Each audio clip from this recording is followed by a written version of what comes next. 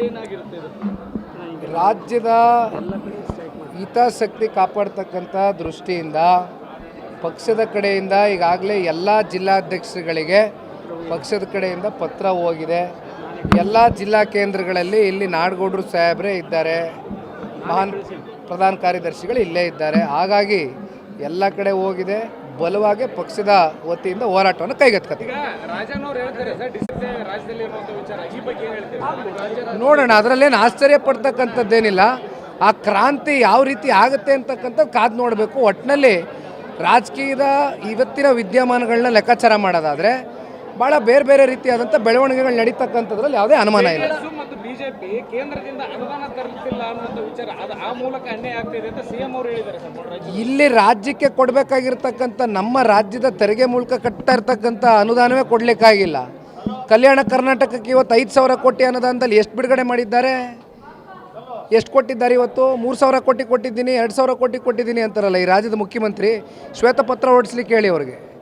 ನಿಜಕ್ಕೂ 2,000 ಕೋಟಿನೋ 3,000 ಕೋಟಿನೋ ಕಲ್ಯಾಣ ಕರ್ನಾಟಕದ ಕಲ್ಯಾಣಕ್ಕೋಸ್ಕರ, ಅಭಿವೃದ್ಧಿಗೋಸ್ಕರ ಇಟ್ಟಿರ್ತಕ್ಕಂಥ ಹಣ ಅದು ಎಲ್ಲೆಲ್ಲಿ ಕಲ್ಯಾಣ ಮಾಡವ್ರೆ, ಅದು ಯಾವ ರಸ್ತೆ ಅಭಿವೃದ್ಧಿ ಆಗದೆ, ಯಾವ ಶಾಲೆ ಕಟ್ಟಡ ಕಟ್ಟವ್ರೆ, ಯಾವ ಬಸ್ ಸ್ಟ್ಯಾಂಡ್ ನಿರ್ಮಾಣ ಮಾಡವ್ರೆ, ಇದೆಲ್ಲ ಒಂದು ಶ್ವೇತಪತ್ರ ಹೊಡ್ಸಕ್ಕೆ ಹೇಳಿ. ಈಗ ಬಿಜೆಪಿಯ ರಾಜ್ಯ ತಮ್ಮ ಒಪಿನಿಯನ್ ಏನು? ಕಳೆದ ಒಂದು ವಾರ 10 ದಿನಗಳಿಂದ ಕಾಂಗ್ರೆಸ್ನ ಸ್ವಪಕ್ಷೀಯರು ಅವರ ಸರ್ಕಾರದಲ್ಲಿ ಇರ್ತಕ್ಕಂಥ ಕೆಲವೊಂದಷ್ಟು ಹಿರಿಯ ಶಾಸಕರು, ಒಬ್ಬೊಬ್ಬರು 7 8 ಬಾರಿ ಶಾಸಕರಾಗಿ ಆಯ್ಕೆಯಾಗಿರ್ತಕ್ಕಂಥವ್ರು, ಅವರು ಸರ್ಕಾರದಲ್ಲಿ ನಡೀತಾ ಇರ್ತಕ್ಕಂಥ ಭ್ರಷ್ಟಾಚಾರದ ಬಗ್ಗೆ, ವೈಫಲ್ಯತೆಗಳ ಬಗ್ಗೆ ಹಾಗೂ ಸರ್ಕಾರದಲ್ಲಿರ್ತಕ್ಕಂಥ ಶಾಸಕರನ್ನ ಯಾವ ರೀತಿ ಆಡಳಿತ ಪಕ್ಷ ಕಡೆಗಣಿಸ್ತಾ ಇದೆ ಅಂತಕ್ಕಂಥ ಬೇಸರದ ಕೆಲವೊಂದಷ್ಟು ನುಡಿಗಳನ್ನ ಮಾಧ್ಯಮದ ಮೂಲಕ ಸಾರ್ವಜನಿಕವಾಗಿ ವೇದಿಕೆಗಳಲ್ಲಿ ಹಂಚ್ಕೊಂಡಿರ್ತಕ್ಕಂಥದ್ದು ನೋಡಿದ್ದೇವೆ.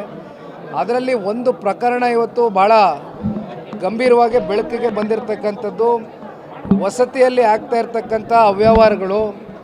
ಸ್ವಪಕ್ಷೀಯರು ವಸತಿ ಬೇಕು ಅಂತಕ್ಕಂಥ ಹಿನ್ನೆಲೆಯಲ್ಲಿ ಅರ್ಜಿಗಳು ಕೊಟ್ಟಂಥ ಸಂದರ್ಭದಲ್ಲಿ ಅದನ್ನು ಸ್ವೀಕಾರ ಮಾಡ್ದಿರ ಮತ್ತು ಇನ್ಯಾರೋ ಮಧ್ಯವರ್ತಿಗಳನ್ನ ಇಟ್ಕೊಂಡು ಅಲ್ಲಿ ಬೇರೆ ಬೇರೆ ರೀತಿ ಪರ್ಸೆಂಟೇಜ್ನ ಫಿಕ್ಸ್ ಮಾಡ್ಕೊಂಡು ಇವತ್ತು ಯಾವ ರೀತಿ ಆಡಳಿತ ಪಕ್ಷ ಸಂಪೂರ್ಣವಾಗಿ ಅಭಿವೃದ್ಧಿ ಅಂತಕ್ಕಂಥದ್ದು ಒಂದು ಕಡೆ ಆಲ್ರೆಡಿ ಕುಸಿತಗೊಂಡಿದೆ.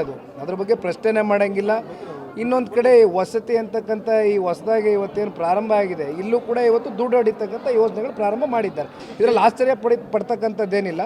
ಇದು ಸರ್ಕಾರ ಈ ರೀತಿ ನಡ್ಕೊ ಹೋಗ್ತಾ ಇದೆ. ಗ್ಯಾರಂಟಿ ನ್ಯೂಸ್, ಸುದ್ದಿ ಖಚಿತ, ನ್ಯಾಯ ನಿಶ್ಚಿತ.